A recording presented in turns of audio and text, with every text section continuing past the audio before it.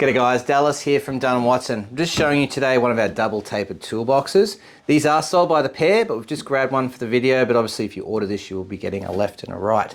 So we're just going to discuss this product and answer any questions you may have. This is built in our Brisbane workshop, so we're very proud of this Australian made product we have. 3mm alley, fully welded, comes with a whale tail handle on the front.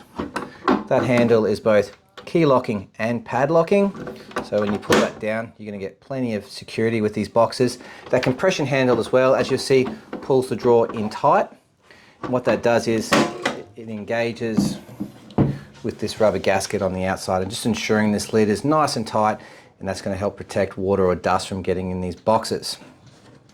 Being all welded, there's no way for water or dust to get into these things, so you get plenty of protection from the weather and obviously plenty of security as well. So there you have it, Dunn & Watson double tapered boxes. If you have any questions, please give us a call or flick us an email.